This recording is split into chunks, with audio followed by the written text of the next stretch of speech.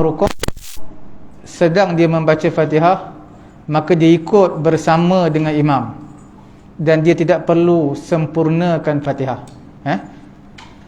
Yang tuan-tuan perlu faham adalah hukum orang yang masbuk, bukan orang muafiq. Masbuk bila mana imam rukuk, terus rukuk bersama dengan imam dan tak perlu sempurnakan Fatihah. Situasi yang kedua, apabila makmum masuk, dia bersama dengan imam ketika mana imam rukuk, maka dia terus rukuk bersama dengan imam, sama ada dia dah baca Fatihah 1 ayat, 2 ayat ataupun 3 ayat, ataupun berbaki sikit lagi nak habis Fatihah, semuanya gugur, tak perlu dihabiskan Fatihah, gugur kefarduan membaca Fatihah, terus sujud bersama dengan imam, kerana imam akan menjadi garantor, iaitu akan menjadi penjamin bagi bacaan Fatihah dia. Okey. Dan yang terakhir kita bincangkan pada 2 minggu 3 minggu yang lalu, iaitu makmum akan mendapat rukuk bersama dengan imam, mendapat rakaat ketika makmum rukuk bersama dengan imam dengan beberapa syarat. Syarat yang pertama adalah rukuk makmum bersama dengan imam sekadar tamakninah, iaitu sekadar subhanallah. Mana imam rukuk, makmum perukuk sekadar bacaan subhanallah. Jangan imam rukuk, makmum baru nak rukuk, imam sami Allahu liman hamidah. Jadi itu tidak dapat rakaat.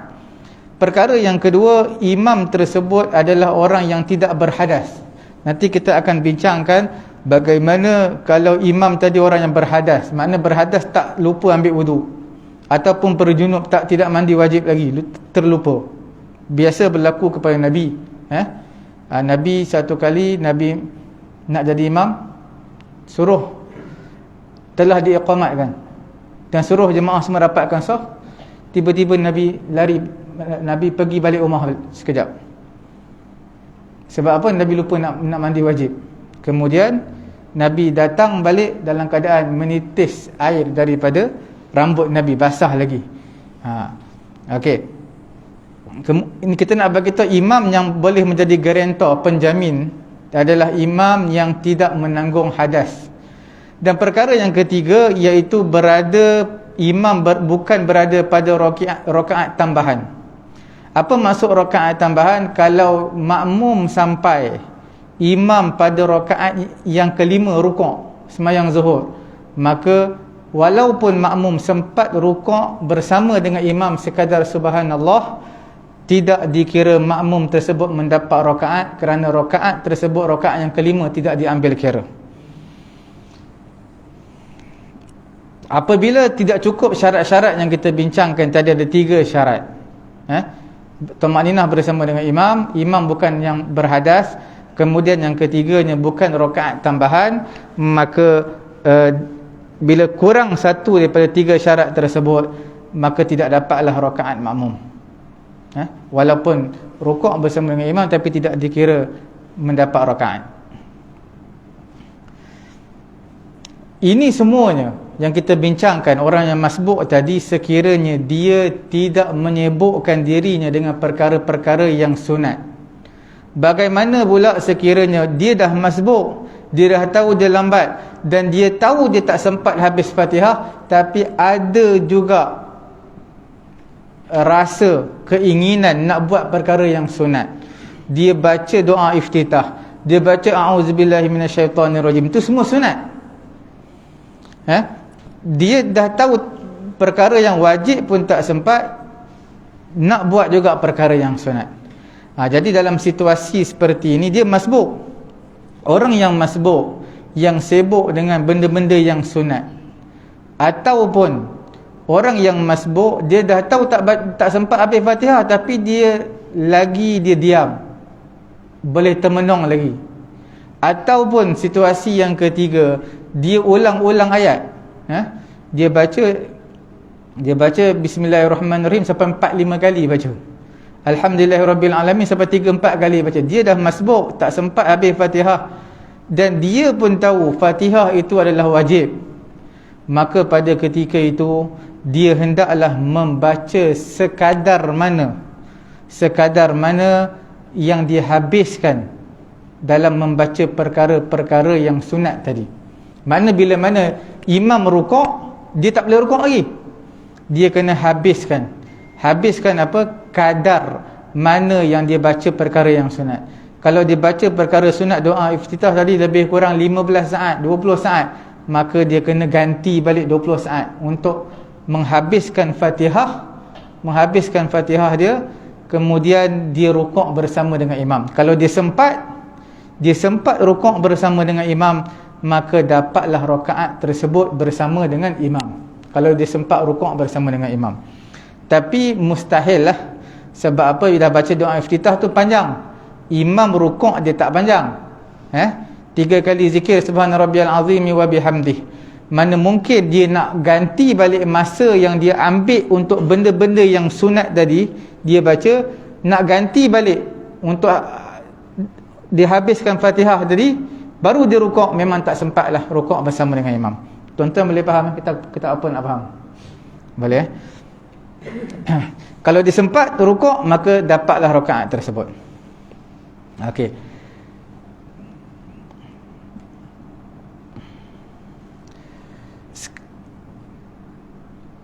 Sekarang ini kita katakan seseorang yang masbuk, adakah disunatkan untuk dia membaca doa iftitah, untuk dia baca isti'azah a'udzubillahi minasyaitonirrajim? Adakah disunatkan? Memang hukumnya disunatkan, tetapi dengan syarat bagi orang yang mana sangkaan kuat dia rasa dia sempat habis membaca Fatihah. Mana dia dah masbuk, tapi dia kata imam ni selalunya tak pernah baca pendek. Kalau imam ni naik mesti baca panjang. Dah sempat untuk aku baca doa iftitah dan juga Al-Fatihah. Tiba-tiba bila baca doa iftitah tak sempat baca Fatihah. Selalu imam baca satu muka, tapi hari tu dia baca 2 ayat je. Jadi dia tertipu dengan imam. Jadi pada ketika itu, walaupun asalnya disunatkan, sebab sangkaan kuat dia memang selalu dengan imam ni memang dia sempat. Walaupun dia masbuk, dia sempat untuk baca Fatihah sekali dengan doa iftitah semua.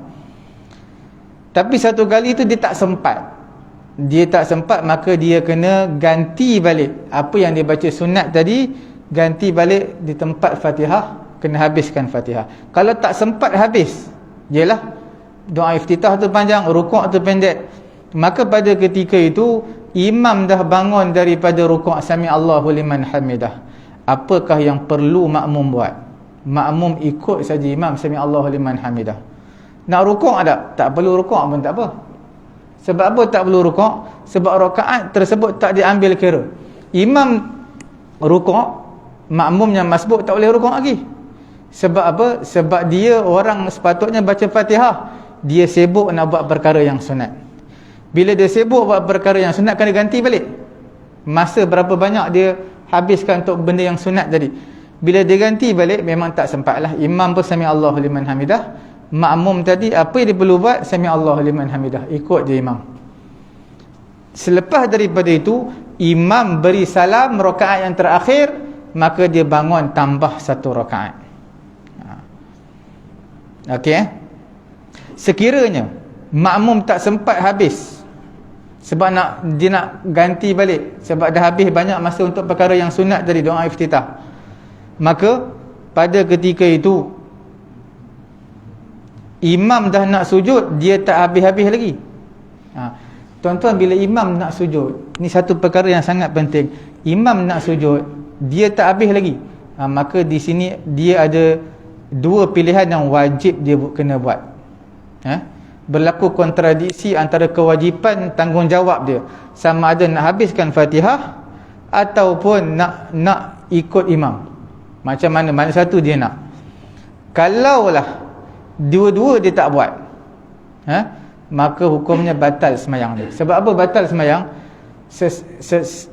Seseorang yang mana ketinggalan 2 rukun, tak kira rukun pendek ke panjang, 2 rukun yang sengaja bersama dengan imam, maka batallah semayang makmum. Ingat, sesiapa makmum yang meninggal 2 rukun bersama dengan imam, 2 rukun tak kira pendek ke panjang, tanpa sebarang keuzuran, maka hukumnya adalah batal semayang dia. Jadi maknanya bila imam rukuk, dah tertinggal 1 rukun, Sebab makmum nak habiskan Fatihah. Bila imam sami Allahu liman hamidah, dah 2 rukun. Tapi solat makmum tak batal lagi sebab dia masih dikira 2 rukun.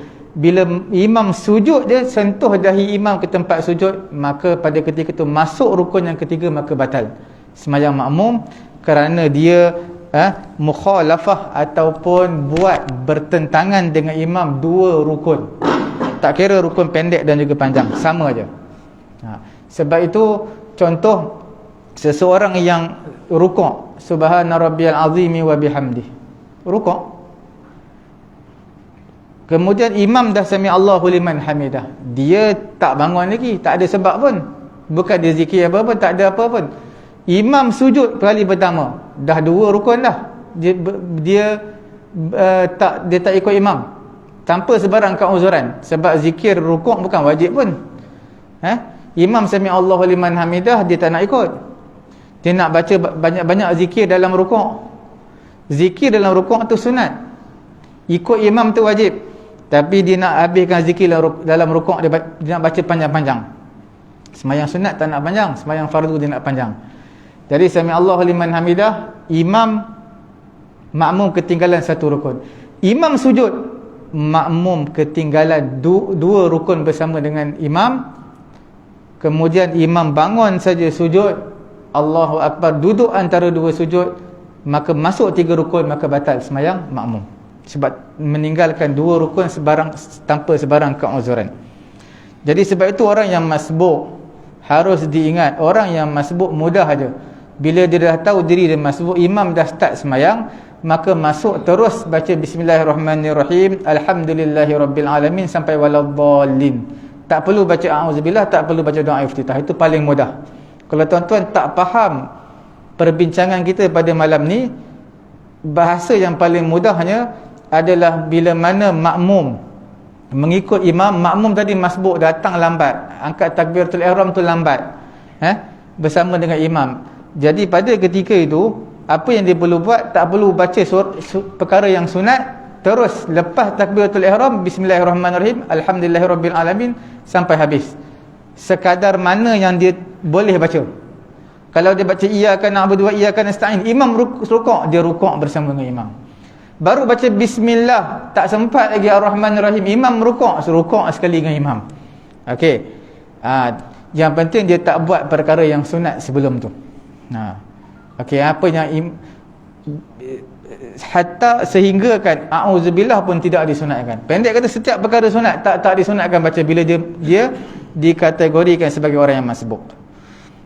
Jadi bila mana dia tak habis lagi Fatihah ni, jadi imam dah nak sujud dah ni. Bila imam sujud, letak dahi, dia batal sembahyang makmum. Jadi apa yang dia perlu buat?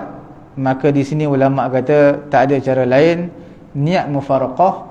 Kalau dia nak sempurnakan Fatihah dia, niat mufaraqah dan sempurnakan bacaan Fatihah, kemudian tak terikat apa-apa dengan imam. Dan dikatakan mufaraqah ini adalah mufaraqah bi'uzrin. Mufaraqah iaitu niat berpisah dengan imam, tak nak ikut imam dengan uzur. Bila dengan keuzuran, maka dapat pahala jemaah. Nanti kita akan bincangkan ada yang mufaraqah dengan uzur ataupun tanpa uzur. Di sini ulama kata bila mana dia masbuk,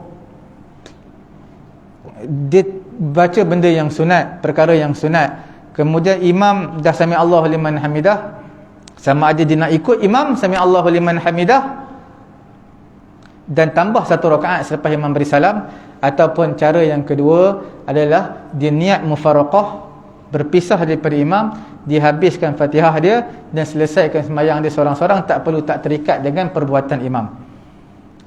Jadi dapat pahala jemaah, dapat. Sebab ini dipanggil mufaraqah bi'uzrin, iaitu perpisahan makmum dengan imam dengan sebab keuzuran. Apa keuzuran dia? Iaitu tak sempat habis Fatihah bersama dengan imam, sebab dia adalah orang masbuk, tapi nak ganti balik tempat yang sepatutnya baca Fatihah, dia buat perkara yang sunat, dia kena ganti balik masa tu. Okey.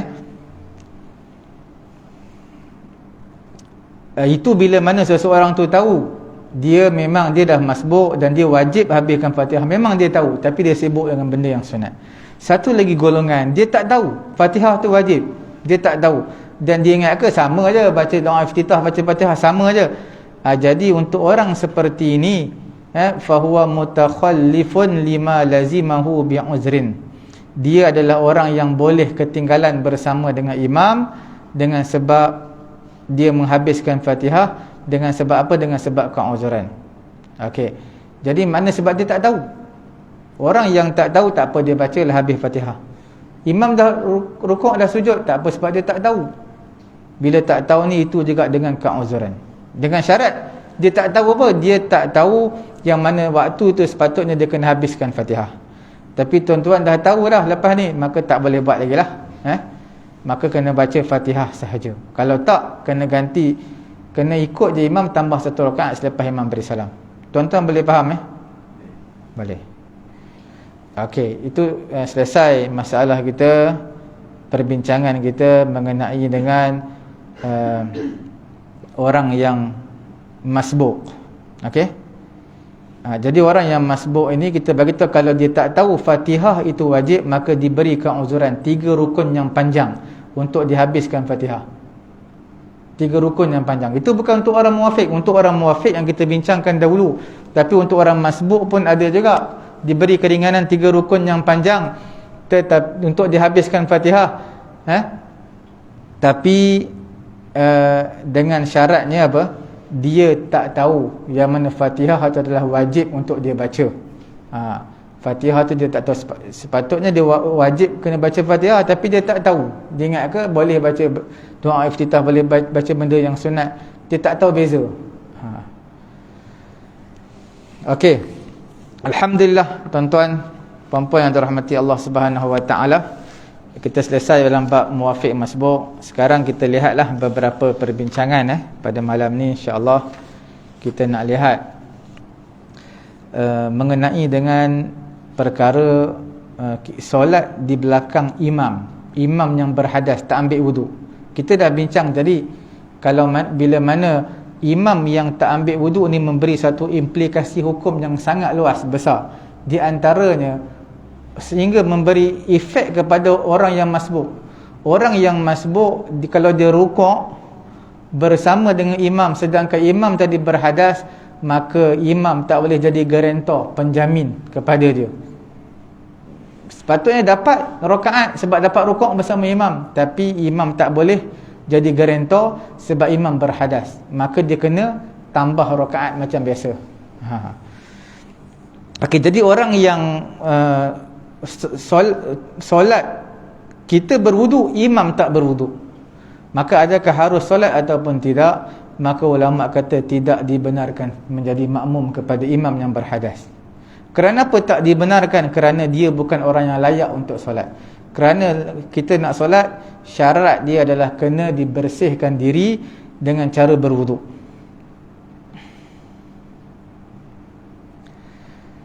Sekiranya makmum sembahyang di belakang imam, sembahyang tersebut selain daripada Jumaat, kemudian walam ya'lam, sekiranya makmum sembahyang dan dia tak tahu yang imam berhadas. Kalau dia tahu memang tak nak ikut lah, dia tak tahu. Kemudian dia tahu, selepas daripada itu dia tahu tu macam mana? Tahu tu ketika solat, ketika sedang solat, tadi jalan kat surau, sekali aku dia kentut di tengah-tengah jalan habis datang surau, tiba-tiba jadi imam. Tengah semayang baru teringat. Bukan imam tu teringat, makmum tu teringat. Apa yang makmum perlu buat? Dia niat mufaraqah lah, keluar daripada mengikut imam, tak nak ikut imam. Semayang yang diikut tadi, kalau disempat 2 rakaat bersama imam, kemudian baru teringat imam kentut tadi bersama dengan dia, imam tak ambil wuduk, terus naik jadi imam. Jadi pada ketika itu sembahyang yang dah semayang bersama imam dikira sah, tambah lagi yang berbaki lah. Ni dia niat mufaraqah, keluar daripada ikut imam. Tapi kalau sekiranya selepas selesai lah, lepas selesai baru tahu. Contohnya kita jadi makmum, tiba-tiba imam lepas sembahyang bagi tahu, saya minta maaf banyak-banyak lah, sembahyang isyak tadi saya ingat ke saya ada wuduk, rupanya saya sentuh isteri saya batal wuduk, dia lupa nak ambil. Dia bagi tahu makmum. Kalau dia tak bagi tahu makmum pun dia bisik sebelah kita. Dia kata, aku tadi semayang ni batal lah, aku kena semayang sekali lagi. Sebab apa? Sebab aku terkentut tadi, tapi aku lupa ambil wuduk. Kita yang aku jadi makmum ni tadi, adakah kita perlu ulang sekali lagi ataupun tidak? Maka hukumnya tidak perlu ulang, sah, dikira sah. Apa yang kita semayang dikira sah. Sebab apa? Sebab tidak ada tanda-tanda hadas. Mana kita nak tahu? Tuan-tuan ada depan saya, mana saya tahu tuan-tuan ada wuduk tak ada wuduk?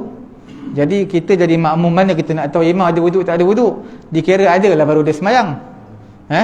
Maka dianggap makmum kita ni, dianggap kita ni diberi keuzuran. Sebab benda-benda di luar daripada batasan kemampuan kita. Kita nak tahu setiap imam sebelum nak imam kena bagi tahu makmum dia berwuduk ke tak. Jadi benda berat. Kemudian kita lihat, sekiranya semayang Jumaat, itu semayang biasa tadi. Kalau semayang Jumaat, imam terlupa ambil wuduk, mungkin kelang kabut nak bagi tazkirah Jumaat, jalan jam pula, bagi tazkirah Jumaat, cadangnya lepas tazkirah nak ambil wuduk. Lepas tazkirah azan terus semayang. Semayang sunat, baca khutbah terus semayang. Tapi tuan-tuan kena ingat juga tu. Sebab apa? Dia ada ni mengenai, kita bincang ni mengenai dengan semayang. Semayang tak ada kena dengan khutbah. Dia semayang, dia terlupa yang kata dia tak ambil wuduk. Dia terlupa. Jadi tuan-tuan kena lihat, dia sembahyang Jumaat, imam tadi dia tak ambil wuduk, sembahyang dia memang tak sah. Makmum, kita kena lihat, sekiranya imam adalah antara angka yang ke-40, syarat untuk menjadi syarat sah Jumaat adalah bilangan 40, cukup-cukup masuk dengan imam 40 orang, maka sembahyang tu tak sah. Apa yang tak sah, semua tak sah lah, sebab tak cukup syarat. Imam tak sah, imam memang tak sah, tak ambil wuduk, makmum pun tak sah. Okey. Tapi kalau bilangan semua sempurna, makmum ada 100 orang, masuk imam 101 orang. Baru ni saya nikah dengan orang, saya nikah dengan orang dalam 2 minggu lepas. Dia nikah 2 hari bulan 2 22. Jadi 02 02 2022. 2 hari bulan 2 2022. Berapa mas kahwin dia? RM1,101.11. Ini semua menyusahkan. Kita akad nikah tak apa, saya nikahkan kamu dengan sekian dengan mas kahwinnya RM1,100, RM1,110.11. Kita baca lancar, dia yang sangkut. Aku terima nikah dengan RM1,111. Mana RM10 tak ada? Mana RM11 tak ada? 1,111.11. Jadi benda mudah je. Kalau nak bagi letak RM1,000 cukup. Apa ada pada angka, pada nombor. Sebab nombor kahwin dah cantik dah, 0202. Silat-silat dia cari nombor plate tu, 0202, nombor plate kereta dia. Okey. Tapi benda yang mudah sebenarnya, akad nikah semua benda mudah. Kita tak perlu susah-susah sampai tersasul-sasul nak sebut. Itu selamat saya orang muda. Kalau orang tua jenuh dia nak mengeja RM1,111.11. Kan susah, menyusahkan orang. Jadi dia kena ambil yang mudah-mudah aja. Sekiranya sempurna bilangan Jumaat, jadi lebih 40 orang lah. Masuk imam dia kira lebih lah, 50 orang ke 60 orang, 100 orang ke, maka semayang tersebut sah kerana bilangan Jumaat cukup. Yang tak cukupnya imam, sebab imam tak cukup syarat semayang, dia tak ambil wuduk. Imam tu dia kena semayang sekali lagi. Tapi bukan semayang Jumaat, semayang Zuhur lah. Sebab Jumaat tak boleh buat dah sekali je. Okey, dia kena buat semayang Zuhur. Yang lain semua sah. Sebab apa sah? Sebab syarat-syarat cukup.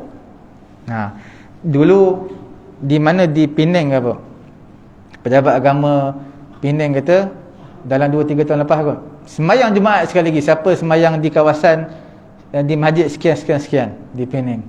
Sebab apa? Bukan sebab imam dia lupa ambil wuduk, bukan. Sebab rukun khutbah tak sempurna. Bila rukun khutbah tak sempurna, kena semayang, kena apa? Kena Jumaat sekali lagi ya. Tapi dia tak boleh Jumaat dah lah, sebab dia bagi tu hari Sabtu. Jadi dia kena qada baliklah semayang Zuhur. Tapi kalau dibagi tahu awal, masih ada waktu, boleh semayang Jumaat sekali lagi. Tapi bila dah keluar paper esok tu, maka qada je lah. Siapa yang semayang di masjid sekian-sekian, kena qada, semayang sekali lagi. Sebab apa? Sebab tak cukup syarat. Bukan imam tak berwuduk, sebab syarat khutbah tak ada. Jumpa penceramah hebat-hebat, penceramah baru masuk Islam kot. Penceramah memang cakap sedap lah, baru masuk Islam. Kemungkinan saya pun tak apa ingat 2-3 tahun lepas. Jadi dia terlupa nak baca rukun khutbah. Jadi kena semua, bukan kata dia yang tak sah, Jumaat tu tak sah semua sekali. Okey boleh. Sekiranya makmum tahu ketika tengah solat tu imam berhadas, tengah solat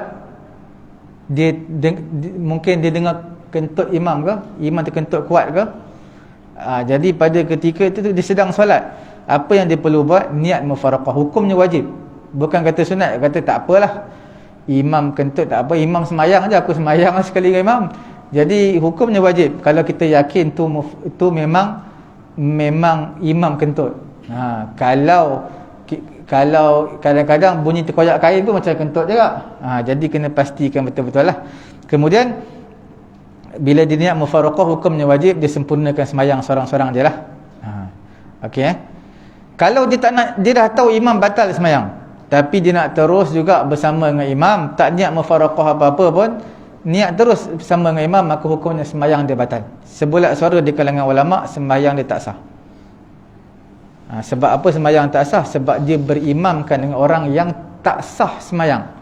Tuan-tuan dah tahu, dia ni tak ambil wuduk semayang, tiba-tiba tuan nak jadi makmum dia, memang tak sah lah. Okey, sekiranya makmum tak tahu sehingga imam beri salam, jangan saya beritahu dia mana tahu imam ada wuduk tak ada wuduk, sampai imam beri salam, maka semayang dia sah. Sama ada imam tadi dia berhadas, sama ada dia sengaja ataupun dia tak sengaja. Kanal imam aliman bihadasi nafsihi amla, sama ada imam dia tahu dia berhadas ataupun dia tak berhadas. Imam pun tak tahu. Sama ada imam aku terlupa lah tadi nak ambil wuduk, ataupun imam kata memang aku sengaja pun, memang aku sengaja, aku nak bagi semua makmum batal. Jadi makmum takkan batal. Sebab apa makmum takkan batal? Kerana tidak ada pengecualian daripada makmum. Kecualian tersebut daripada imam. Sama ada imam sengaja ataupun tak sengaja, makmum takkan batal. Itulah pendapat majoriti di kalangan ulama' dalam mazhab Syafi'i. Okey Kemudian apa lagi kita nak bincangkan? Ada sebahagian di kalangan ulama' lah, sebahagian dia kata apa? Memang tak sah. Dia kata macam kita semayang ikut orang kafir, orang kafir jadi imam, kita jadi makmum, memang tak sah. Macam itulah juga orang yang berhadas tak ada wuduk, kita yang ada wuduk semayang belakang dia, memang tak sah. Sebahagian pendapat dalam mazhab Syafi'i, pendapat yang tak kuat, mengatakan seperti itu. Jadi dia kata, sebab apa mazhab Syafi'i, majoriti di kalangan ulama Syafi'i, dia kata apa, benda berwuduk tak berwuduk ni, kentut ataupun tidak, mana kita nak tahu, orang tu saja yang tahu. Jadi ulama, sebahagian di kalangan ulama Syafi'i, dia jawab lah, dia kata kafir pun kita tak tahu. Kafir tu benda dalaman, benda iman, mana kita nak tahu. Maka majoriti di kalangan ulama Syafi'i dia jawab balik, dia kata apa, wa in khafiya fata'ammad al-imam as-salah muhdisan nadir, wa nadir la yasqut al-i'adah. Ini bukan jawapan daripada majoriti di kalangan ulama, jawapan minoriti di kalangan ulama. Dia kata orang kafir kita tak boleh nampak juga kekufuran dia. Orang yang berhadas memang kita tak boleh nampak, sama je. Jadi dia kata benda yang jarang-jarang ni, wa in khafiya fata'ammadal imam as-salah muhaddisan, benda yang jarang-jarang ni tidak menggugurkan i'adah, mengulangi solat. Maknanya dia kena ulang. Macam mana pun dia kena ulang. Ini pendapat minoriti di kalangan ulama Syafi'i. Sebab dia kata dia berhujahkan benda yang jarang-jarang berlaku, benda tersebut tak boleh jadikan hukum, maka wajib diulangi semayang. Makmum kena buat semayang sekali lagi. Okey Okey. Tapi pendapat yang paling kuat, yang mudah, yang tuan-tuan nak ingat adalah bila imam tak ada wuduk, yang batalnya adalah imam, makmum sah seperti biasa. Okey.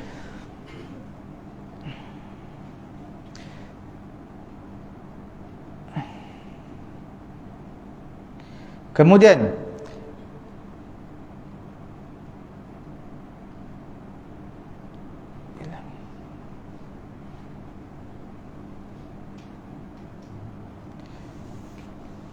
kita lihat lagi orang yang mana dapat sempurna sembahyang ataupun rakaat bersama dengan imam yang berhadas.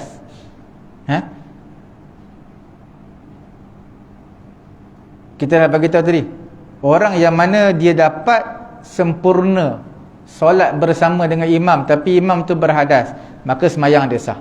Ada pun orang yang mendapatkan bersama dengan imam ketika mana imam tadi rukuk, makmum datang, dia dapat bersama dengan imam ketika imam rukuk, dia tak sempat baca Fatihah sebab dia masbuk, maka pada ketika itu dia pun rukuklah bersama dengan imam, maka tidak dikira rakaat tersebut kerana imam adalah imam yang berhadas, dia kena tambah satu rakaat lagi.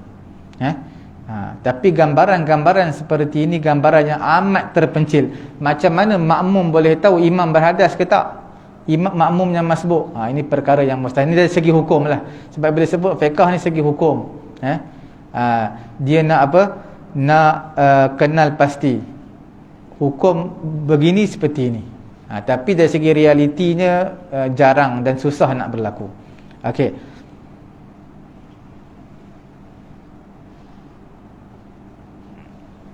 Kemudian kita lihat, kita sebutkan solat di belakang orang yang berhadas, orang yang berjunub sah. Apa dengan syarat makmum tak tahu imam tadi berhadas. Cuma adakah solat tersebut dikira jamaah ataupun dikira sembahyang sorang-sorang?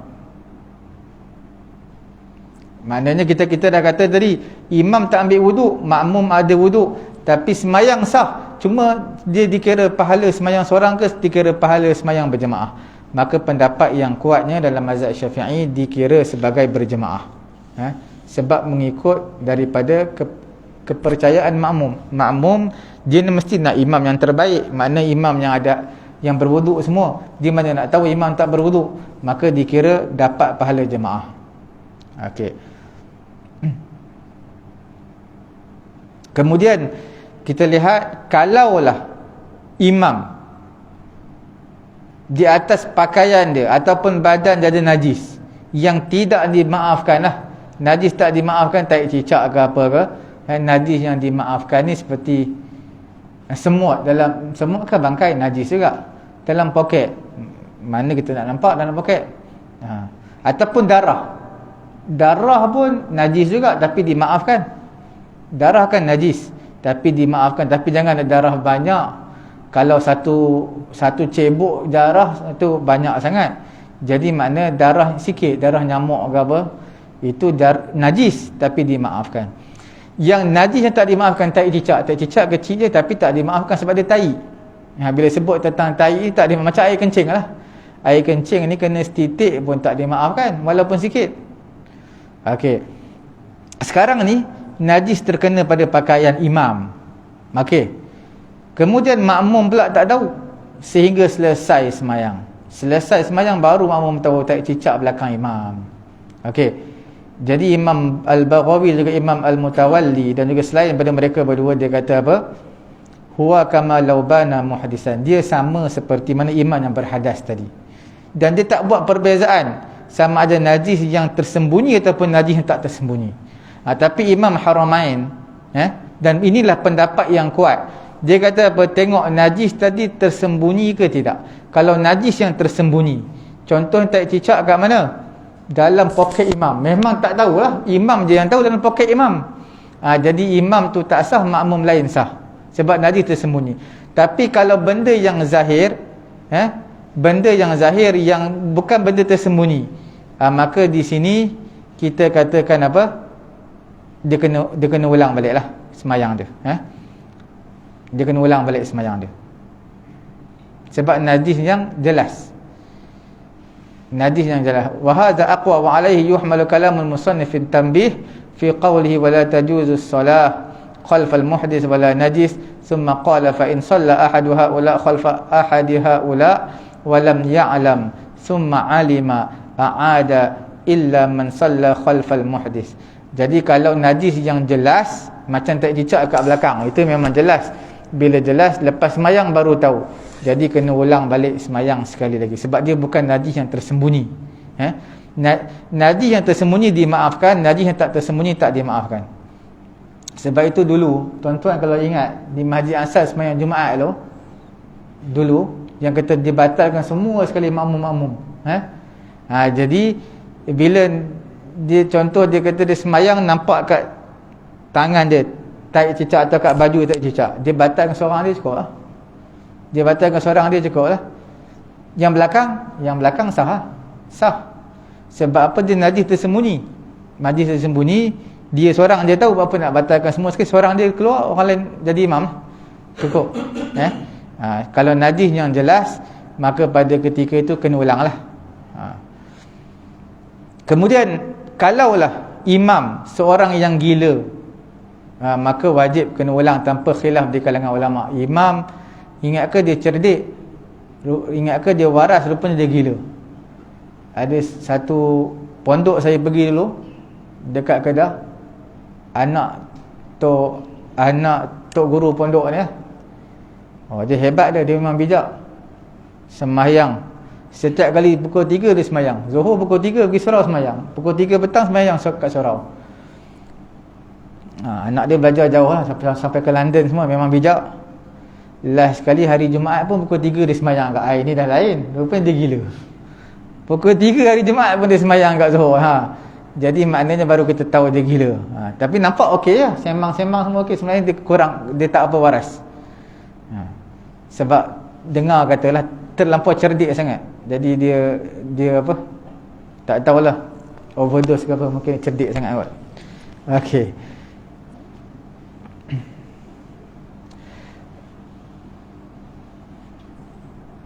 Cuma kesimpulan yang kita nak bincangkan, bila orang kata imam berhadas, makmum macam mana, ataupun imam ada menanggung najis, makmum macam mana? Makmum sah seperti biasa. Cuma kalau orang kata batal dalam mazhab yang lain lah. Dalam mazhab Hanafi, dia kata semayang sekali lagi, ulang balik, sebab imam tak sah, makmum tak sah sekali lah. Dalam mazhab Maliki, untuk pengetahuan je lah, dalam mazhab Maliki dia kata apa? Dia kata tengok juga, kalau imam sengaja dia berhadas, dia fasik. Dia dah tahu dia tak ada wuduk, dia jadi imam juga, dia fasik. Bila fasik ni, makmum yang berimam ke imam fasik, ulang balik sembahyang sekali lagi. Jadi itu antara dalil-dalil hujah-hujah mazhab yang lain lah. Walaupun perbahasan mereka agak panjang, kita tak perlu bincangkan lah. Cuma dalam mazhab Syafi'i kita tidak membatalkan solat. Kemudian kita lihat sikit lagi, apabila imam teringat pada ketika semayang dia sedang berjunub, ataupun dia sedang berhadas, ataupun imam tadi perempuan, dan dia makmum pun perempuan juga, cuma dia terlupa nak mandi hadas, maka bagaimana? Hukum dia wajib dia keluar daripada solat. Hukum dia wajib dia keluar daripada solat. Ketika semayang, lupa ambil wuduk tadi, wajib, hukumnya wajib keluar terus on the spot. Yang tak mandi hadas, yang tak ada wuduk pergi ambil wuduk.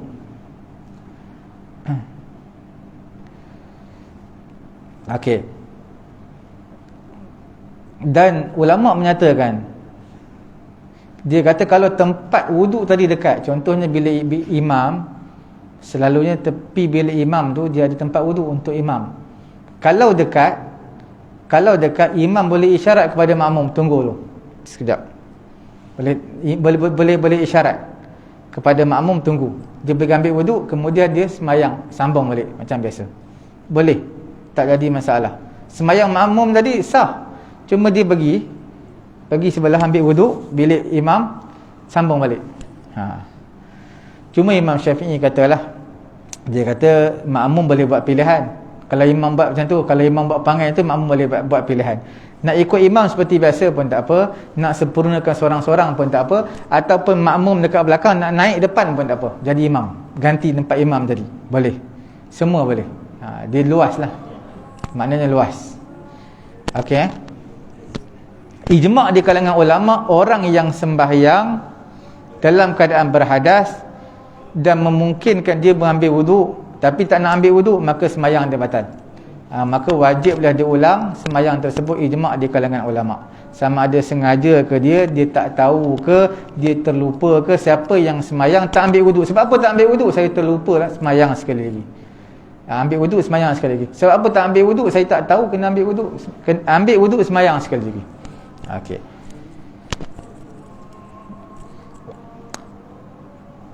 Sekarang kita nak masuk satu bab yang terakhir lah pada hari ini, insya-Allah, mengenai dengan makmum. Dia kita panggil orang yang bertayamum. Makmum orang yang berwuduk. Imam tadi orang yang bertayamum. Macam mana? Sah ataupun tidak?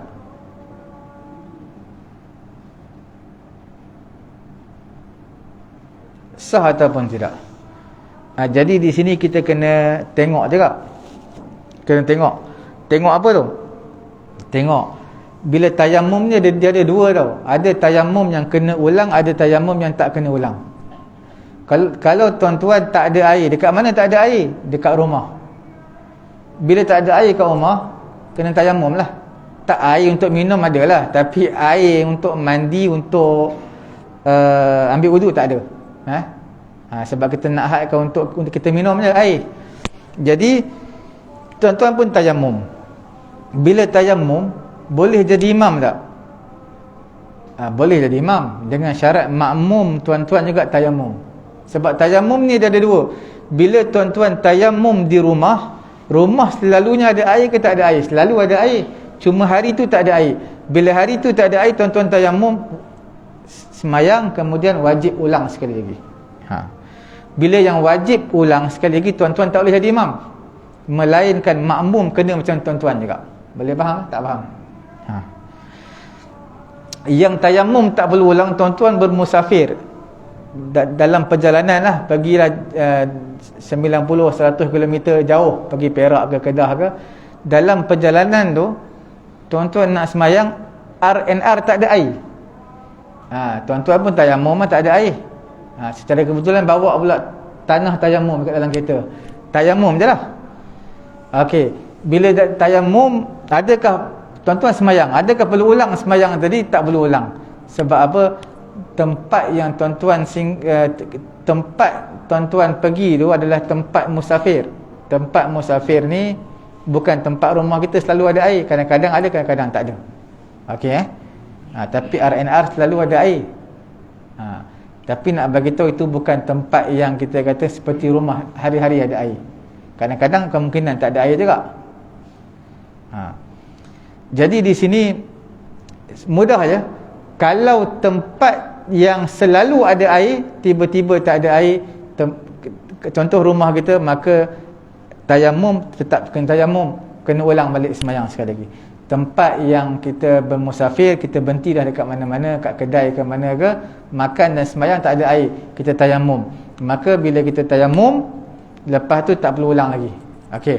Cuma masalahnya makmum tersebut, bila makmum berimamkan dengan imam yang bertayamum, yang tak kena ulang lagi semayang dia, itu sah. Tapi kalau makmum tadi berwuduk, berimamkan dengan imam yang tayamum, makmum berwuduk, tapi imam tayamum, tapi tayamum yang kena ulang balik semayang, maka tak sah.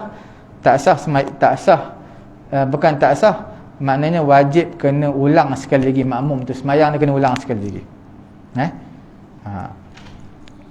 Samalah juga tuan-tuan, puan-puan yang dirahmati Allah Subhanahu Wa Taala, sembahyang orang yang sempurna, orang yang tak ada penyakit apa-apa. Tapi imam ni orang yang berpenyakit. Penyakit macam mana tu? Penyakit dia contohnya dia salisul baul. Salisul baul ni makna orang yang dia selalu keluar air kencing ni, keluar setitik, dia kena balut. Bila kena balut, kena pakailah seluar dalam 2 lapis ke 3 lapis supaya tak keluar air kencing tu. Tapi dia keluar setitik. Makmum sihat. Jadi makmum berimamkan dengan imam seperti itu, adakah sah ataupun tidak? Jadi hukumnya adalah sah. Sama juga imam ni, kita panggil luka ni berdarah ni mengalir-ngalir, darah banyak mengalir. Makmum elok, tak ada apa-apa penyakit, maka ikut imam yang darah yang luka yang mengalir tu, maka hukumnya sah, tak jadi masalah. Okey.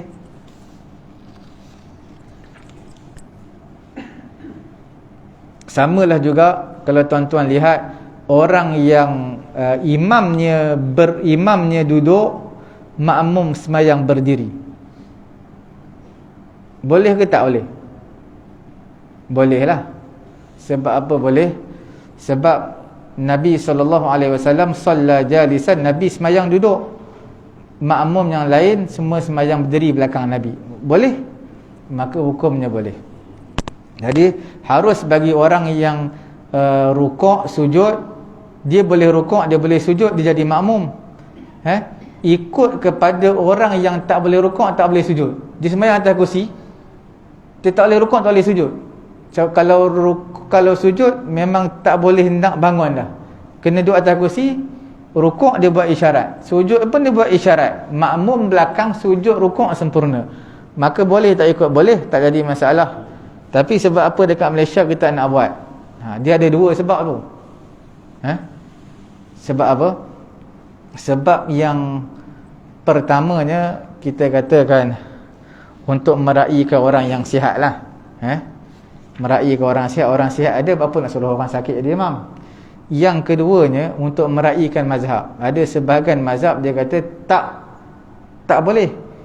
Kalau makmum duduk, imam duduk, makmum kena duduk.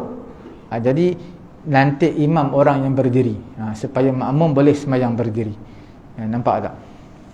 Jadi dekat Malaysia kita jaranglah praktis benda ni. Melainkan kalau imam kemalangan, jatuh motor, patah tangan ke apa ke, selalunya imam minta cuti. Dia luka, jatuh motor, dia minta cuti sebulan setengah. Tapi dia tak sembahyang atas kursi sebab dia rasa malu. Tapi sebenarnya sah. Okey. Ada apa-apa soalan? Ya. Contohlah kalau kita dah duduk, contoh kita sembahyang di masjid lah, tapi contoh waktu zuhur belum sampai, setelah 10-15 minit lah masuk waktu. Jadi kita duduk kat situ terlelap, memang lena betul ni. Jadi bila masuk waktu kita tersedar, mana kita yang duduk tu, kita dah ambil duduk tu, kita kena ambil lagi atau kita boleh terus sembahyang lagi? Tak, dia bila kita berdiri, kalau kita berdiri dalam keadaan berdiri, kita boleh tertidur. Sebab soalan ni dia agak subjektif lah. Sebab apa? Tuan punya badan tu dia yang tahu. Dia waktu dia tengah sandar tu, agak-agak punggung dia rapat tak ke dinding.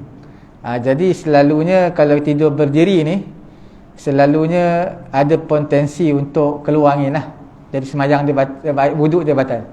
Kalau punggung orang biasalah. Melainkan punggung dia betul-betul besar, gemuk. Dia memang rapat ke dinding terus, memang tak ada lubang untuk keluar angin. Itu tidak batal wuduk dia lah. Tapi kalau situasi orang biasa, tertidur berdiri, selalunya batal lah, sebab ada potensi untuk angin keluar daripada lubang tubuh dia.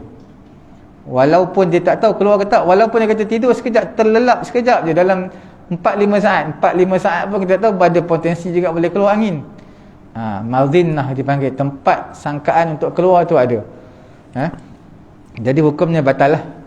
Melainkan kita rasa memang dah yakin kita tidur tu memang tidur tegak, punggung pun memang tak ada ruang untuk keluar angin lah, baru kita katakan wuduk dia tidak batal. Satu lagi Ustaz. Ya. Contoh macam tubuh Jumaat. Jadi selalu kebanyakan kadang orang terlelap masa tubuh tu.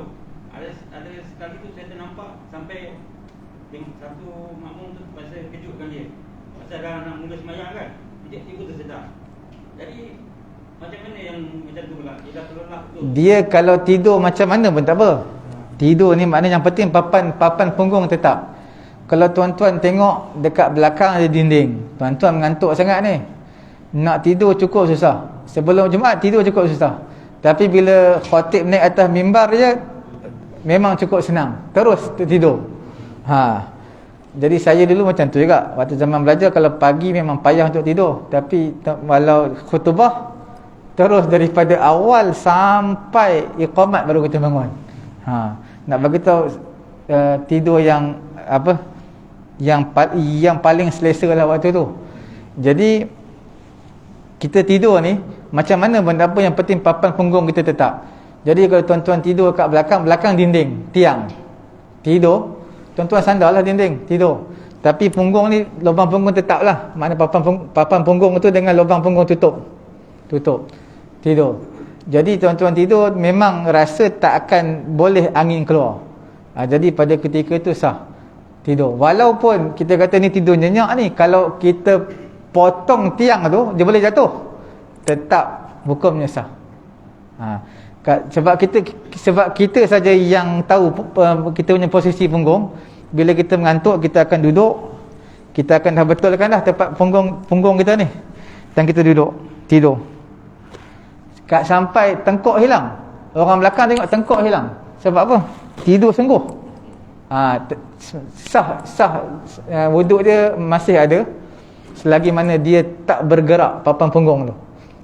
Tapi kalau dia termimpi ke apa, tergerak, terangkat, itu batal lah. Sebab apa? Sudah bergerak papan punggung dia. Bila dah bergerak, walaupun terangkat berapa saat, dalam 2-3 saat je, mungkin dalam 2-3 saat je dia terangkat kaki tu, kemungkinan angin keluar. Kemungkinan. Bila ada kemungkinan macam tu, maka batal sembahyang dia. Jadi tuan-tuan nak tidur lama mana pun tak apa. Nak tidur daripada lepas sembahyang subuh, imam wirid, sampailah terbit matahari pun tak apa. Yang penting papan punggung tetap tegak, tetap rapat, tak ada ruang untuk angin keluar. Okey. Kalau tidur menyarap memang batal lah. Tidur menyarap memang batal. Tidur apa, terlentang pun batal. Sebab terlentang ni selalu ada ruang angin keluar. Mana ada papan punggung kita rapat ni, selalu ada angin, ada ruang untuk angin keluar. Okey. Ada apa lagi? Cukuplah. Nanti insya-Allah pada masa akan datang kita tengoklah dalam bab apa kita nak bincang. Dalam bab masbuk muwafiq kita dah habis dah. Okey. Tutup majlis dengan tasbih kafarah. Subhanallahumma wa bihamdihi, subhanakallahumma wa bihamdika, asyhadu an la ilaha illa anta, astaghfiruka wa atubu ilaik. Bismillahirrahmanirrahim. Alhamdulillahi rabbil alamin, wassalatu wassalamu ala rasulina Muhammadin wa ala alihi wa sahbihi ajma'in. Allahumma anfa'na bima 'allamtana wa 'allimna ma yanfa'una wa zidna 'ilma. Alhamdulillahi ala kulli hal wa na'udzu billahi min hali ahli an-nar. Wa sallallahu ala sayyidina Muhammadin wa ala alihi wa sahbihi ajma'in. Walhamdulillahi rabbil alamin.